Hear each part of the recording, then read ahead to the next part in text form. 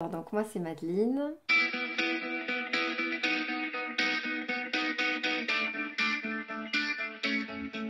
Je suis une personne, on va dire, spontanée, naturelle. J'aime les jolies choses, j'aime la nature. Euh, et ouais, je suis quelqu'un d'assez authentique, assez sincère et hypersensible, je dirais. Sociable, empathique et ouais, naturelle. Je pense que j'ai une certaine... aujourd'hui j'ai une certaine assurance parce que je sais ce que je veux. Euh, voilà, j'ai vécu des choses dans ma vie qui font qu'aujourd'hui j'ai plus envie de me laisser faire. Et du coup, j'ai cette force en moi aujourd'hui parce que je me fais confiance, parce que je prends des choix qui sont alignés avec mes valeurs, avec mes convictions. Et aussi peut-être parce que je suis maman maintenant, et ce côté un petit peu guerrière, où maintenant j'arrive à m'affirmer, à imposer mon... Enfin, pas vraiment imposer mon point de vue, c'est pas ça, parce que j'estime que tout le monde a le droit d'avoir des points de vue et on est... Mais en tout cas, affirmer qui je suis et ce que j'ai envie de dire. Voilà, mais toujours dans le respect et la bienveillance par contre. Aujourd'hui, je suis beaucoup plus douce et bienveillante avec moi-même, vraiment. Même si des fois je m'en veux sur certaines choses, me dire, oh, Adeline, t'aurais pas dû faire ça, mais ça va être plus dans le sens, bon, t'as fait une erreur, maintenant il va falloir trouver une solution, quoi. Mais c'est vrai que j'ai bien une bonne, la moitié de ma vie quand même où j'ai passé mon temps à me, à m'auto-flageller, quoi, si on peut dire ça comme ça. Je pense que c'est mon côté sincère, justement. Ma franchise, mon... Après, la sensibilité, je sais pas si ça peut être vu comme une qualité, mais je dirais ça. Je dirais que c'est mon manque de ponctualité. J'ai du mal à être ponctuelle. En fait, dans ma tête, il y a 10 000 choses qui se passent en même temps. Je suis vite perturbée parce que voilà, j'en ai de plein la tête et je pense à plein de choses en même temps. Donc des fois, je peux être un peu dispersée. Et du coup, je suis un peu, on va dire, un peu maladroite ou un peu de tête en l'air, je dirais. C'est peut-être mon côté artiste aussi, je sais pas, qui ressort, mais ouais, c'est ça. Du coup, voilà, je pense des fois que je vais avoir le temps de faire quelque chose et du coup, j'ai oublié autre chose et hop, hop, hop, vite, vite, vite, je me dépêche et en fait, du coup, je me mets tout le temps en retard. Donc, je pense que c'est vraiment quelque chose qu'il faut que je travaille. Bah, déjà, mon fils, hein, c'est sûr que pour moi, c'est mon soleil, c'est mon phare, c'est ma lumière. Passer des moments avec lui, c'est juste extraordinaire. La joie aussi, bah en fait, c'est quand je me promène, quand je vois un papillon, quand je vois un coucher de soleil, quand ça m'apporte de la joie, mais aussi beaucoup d'émotions et une certaine plénitude, une sérénité et un calme que j'ai vraiment besoin. Et je pense que c'est aussi un peu ce que les hypersensibles ont besoin, c'est d'avoir ces moments où on se ressource, où on est apaisé, juste en tenant compte en fait de tous nos sens et de tout ce qui se passe autour de nous comme un moment de pause en observant, voilà, moi j'aime beaucoup observer les tantôt, écouter le son des vagues, de l'eau. Voilà, tout ça c'est quelque chose qui m'apporte beaucoup de bonheur et de bien-être. Donc, je sais pas si c'est vraiment la joie, mais en tout cas, après voilà, les moments vraiment de bonheur où je vais rire, où je vais sourire, c'est vraiment cette complicité que j'ai avec mon fils, quoi. L'injustice, quand je vois qu'on fait du mal à des enfants. C'est peut-être aussi depuis voilà, que je suis une maman, mais je suis tellement... je suis beaucoup dans l'empathie, je me mets beaucoup à la place des autres et je supporte pas que les gens souffrent en fait. Donc après, j'ai cette sensibilité particulière pour les enfants parce que j'en ai un et que du coup, de voir un enfant souffrir, ça me tord le bide. Mais même voilà, de voir la guerre, de voir que les gens s'entretuent, de voir des violences, ça c'est quelque chose qui me peine énormément. Et aussi tout ce qui est en lien avec l'environnement. Je suis tellement proche de la nature, j'aime tellement voir les animaux sauvages, les fleurs sauvages, que voilà, de voir qu'on détruit en fait toute cette faune, toute cette flore par l'activité humaine. Ça c'est quelque chose vraiment qui m'impacte énormément et en plus je me sens impuissante face à tout ça, donc ouais, ça me fait vraiment beaucoup de peine en tout cas. Et c'est pour ça je pense que je me coupe un peu des infos, je suis pas très connectée avec les informations, ce qui se passe dans le monde. Non pas parce que ça m'intéresse pas, mais parce que je me protège en fait, parce que je suis sensible à tout ça et que j'ai l'impression de vivre ce que ces gens-là vivent. Et ça m'impacte vraiment au plus profond de moi et je peux être vraiment après dans un état de déprime où je vais me sentir mal. Et donc je me coupe volontairement pour me protéger.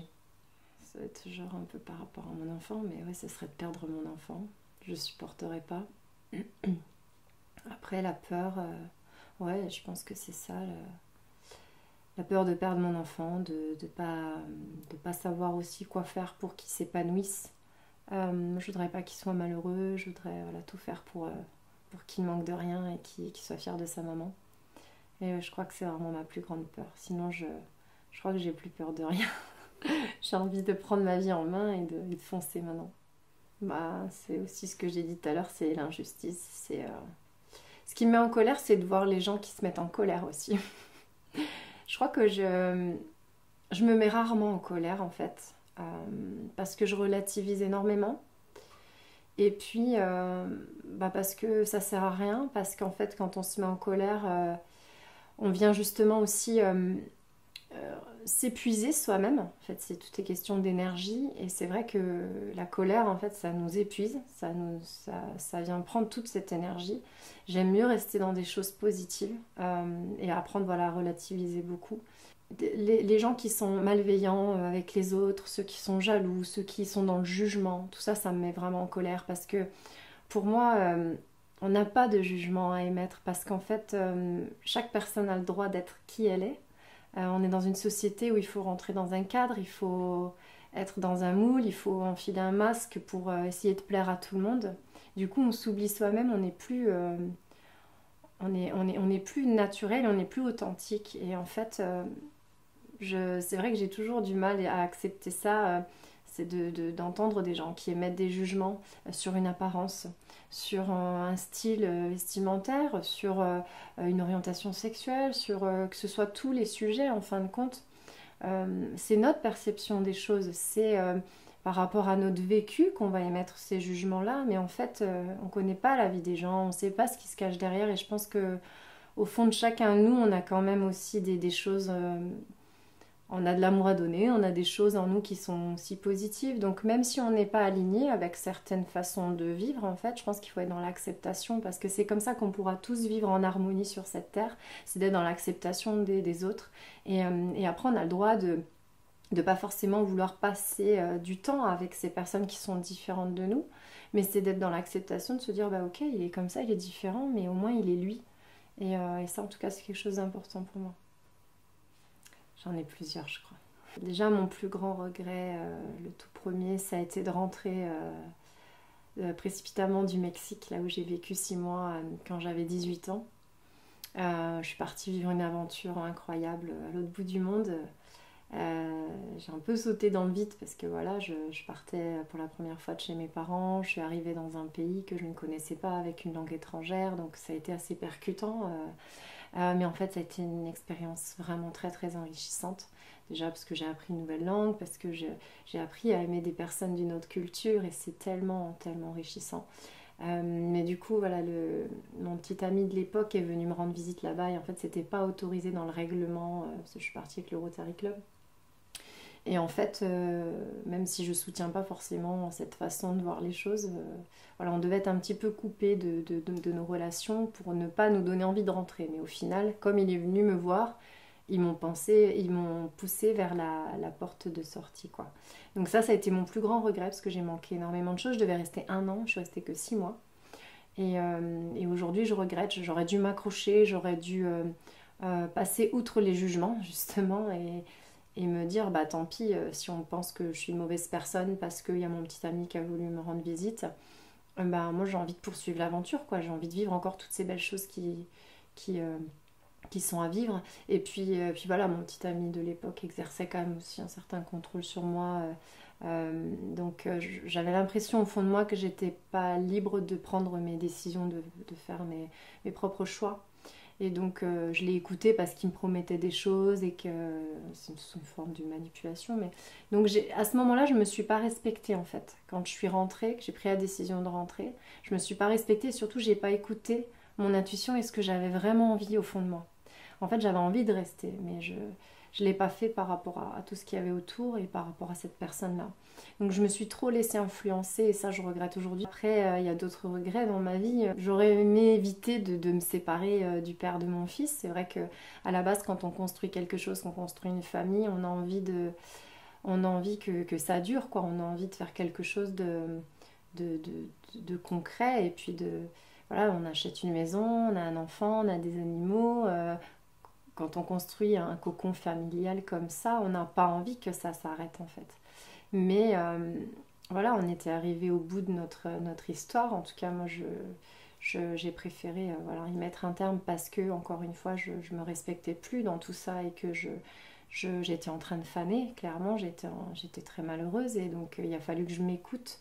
Et ça a été une des plus difficiles, une des décisions les plus difficiles à prendre parce qu'il y avait mon enfant aussi, que j'avais peur de faire du mal autour de moi. Voilà, je regrette juste de ne pas avoir réussi, en tout cas, ce challenge qui pour moi, voilà, peut-être que si c'est un rêve sociétal, hein, de se dire j'ai envie de fonder une famille, de partir en vacances en famille, tout ça, voilà, c'est quelque chose où j'ai dû tracer un trait. Après, voilà, c'est les événements de la vie, mais donc voilà, ça c'est un autre regret. Et puis après, je dirais les États-Unis parce que je devais y aller, j'ai pas pu y aller en 2020 par rapport au Covid, mais c'est un regret. Mais d'un autre côté, je me dis que j'ai encore la vie devant moi et que je peux peut-être encore y aller parce qu'il y a quelque chose qui m'appelle vraiment là-bas. Les États-Unis, c'est quelque chose qui est en moi. Je sais pas trop pour quelle raison, mais je sens, je sens quelque chose qui m'appelle là-bas. Physique, je pense que je suis endurante. Je suis quand même assez soucieuse de mon hygiène de vie. Parce que c'est ce qui fait que du coup je vais être dynamique, que je vais être apte à faire des choses. Donc, et puis par rapport à mon métier de coach en nutrition, voilà, je fais vraiment assez attention à ça, d'avoir un bon rythme de sommeil, de faire du sport tous les jours, de manger sainement, tout ça, même si je suis très gourmande et que voilà, quand on a une vie sociale, qu'on va au restaurant, tout ça, il faut s'accorder aussi ces moments d'écart et d'extra. Hein. Ceux qui ils me connaissent bien, ils savent que voilà, je suis très gourmande. Euh, mais voilà, j'essaye quand même d'avoir une bonne hygiène de vie. Je pense que c'est ça aujourd'hui, je suis une battante et ma force c'est ça, c'est de pas de plus être dans l'incertitude, de me dire ah non, t'es nul, tu sais rien faire. Non, je peux y arriver. Il y en a d'autres qui l'ont fait. Je peux y arriver moi aussi. Alors, physique déjà, c'est sûr et certain. Moi, ma plus grosse faiblesse, c'est ma gorge, c'est mes cordes vocales. Ce qui est quand même vraiment très embêtant quand moi, c'est mon outil de travail, parce que je suis aussi chanteuse. J'ai toujours été très fragile de la gorge. Donc, petite, j'avais souvent des angines, j'en ai encore aussi.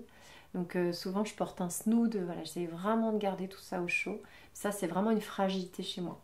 Donc ça tombe assez mal par rapport à mon métier, mais voilà, ça c'est vraiment une faiblesse physique que j'ai chez moi. Peut-être que la sensibilité des fois ça peut être une faiblesse parce que quand on est des êtres hypersensibles comme ça, on a vraiment beaucoup de up and down. En fait, on a ce côté où voilà, on va voir un papillon, on va voir un coucher de soleil, on va être tellement dans une euphorie, un bonheur plus, quand on vit des bons moments. Et par contre, quand on vit des souffrances, quand on vit des choses négatives, ou voilà, si je regarde les informations, que je vois la guerre, que ça peut tellement m'impacter en fait. Donc j'ai pas cette possibilité, moi, en tant qu'être hypersensible, d'aller mettre une protection, une barrière qui m'empêcherait de subir en fait certaines énergies. Donc ça, je pense, c'est aussi une faiblesse. J'ai toujours senti que j'étais différente, j'ai toujours senti que voilà, moi je vois un film, même si je l'ai déjà vu une dizaine de fois, s'il y a un moment triste, je vais pleurer quoi.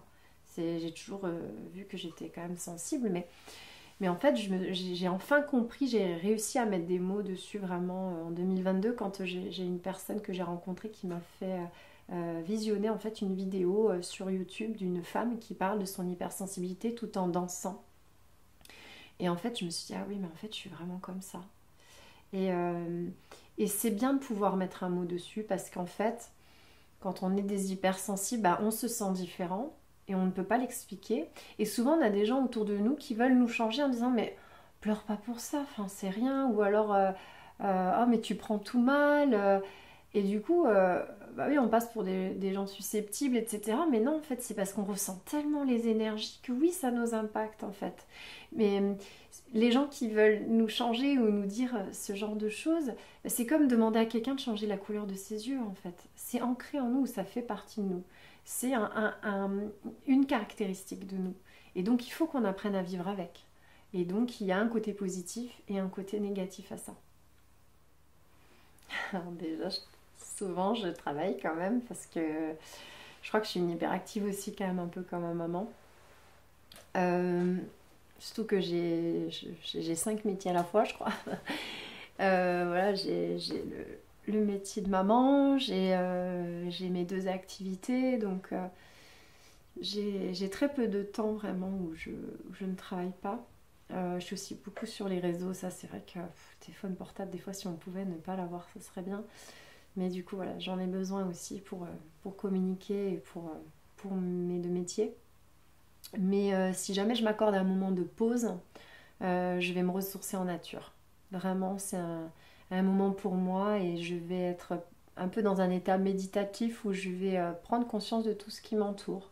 Des petits sons, des lumières, des couleurs, de la faune, de la flore qui m'entoure. Mais vraiment, la nature, moi, ça me ressource énormément. Même quand il y a des arbres, j'aime aussi cette énergie que la nature me renvoie. Mais à ce moment-là, je recharge les batteries en fait. Parce que quand on est hypersensible aussi, il faut savoir que tous les stimuli ambiants, donc que ce soit les odeurs, surtout les bruits, moi je suis assez sensible aux bruits, ça nous fatigue énormément en fait. Si je reste trop longtemps dans une pièce où il y a trop de bruit, il y a trop d'échanges, il y a trop de mouvements, ça vient me vider complètement de mon énergie en fait. Et dès que je suis en nature au calme, là ça y est, à nouveau je recharge les batteries et je me sens mieux en fait. J'ai besoin de ce moment de pause. Ça c'est quelque chose qu'il faut vraiment que j'intègre et que je mette en place dans mon quotidien. Parce que sinon la cocotte, c'est sûr qu'après j'explose et je me sens trop trop épuisée en fait. C'est ça l'inconvénient aussi je crois des hypersensibles. Alors moi tout ce que j'entreprends, je suis une passionnée je suis une passionnée de la vie. Je suis passionnée déjà de musique, notamment de country pop, parce que vraiment c'est un univers qui me plaît énormément. Je suis passionnée par les voyages, je suis passionnée euh, de nature, j'aime la mer, il y a plein de choses en fait qui me passionnent. Même par exemple, je vais aller dans un restaurant, je vais choisir un dessert, je vais déguster, tout est un, toute ma vie est un voyage, tout ce que j'entreprends c'est avec passion maintenant. Même si c'est une relation, même si voilà toutes les actions que je vais mettre en place, il faut que je les fasse avec passion en fait. C'est ce qui m'anime en fait. Alors bah pour moi c'est l'amour. Si vraiment la question est globale, ce serait vraiment l'amour. Pour moi, c'est ce qu'il y a de plus précieux. Parce que l'amour, c'est plein de choses. C'est l'amour que l'on a pour son enfant, c'est aussi l'amour que l'on a pour nos amis, pour nos parents, pour nos frères et sœurs. Et pour moi, sans amour, on peut pas vivre parce que l'amour, c'est aussi la passion. Et donc, moi, en ce qui me concerne, tout ce que je fais, je le fais avec le cœur. Et quand on aime quelque chose, on le fait bien. Enfin, en tout cas, je suis persuadée de ça. Donc pour moi, c'est vraiment ce qu'il y a de plus précieux et ce qui a le plus de valeur dans la vie, c'est l'amour. La personnalité, je dirais la générosité, la compassion. Euh, Moi, le côté vrai aussi, c'est très important pour moi. J'aime que les gens soient vrais, qu'ils soient fidèles à eux-mêmes, quoi. Voilà, pas de masque, pas de... Juste être soi.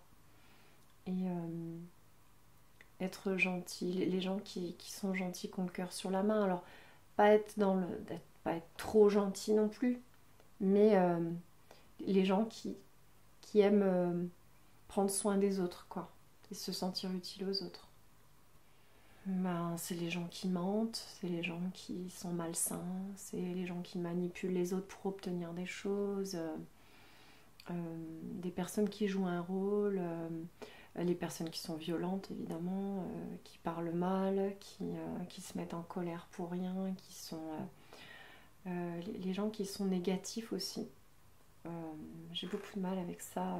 Personnes qui se plaignent constamment en fait et qui n'ont pas compris quelque part que la vie c'est pas un long fleuve tranquille en fait. On vit tous des souffrances, on passe tous par des expériences qui sont désagréables.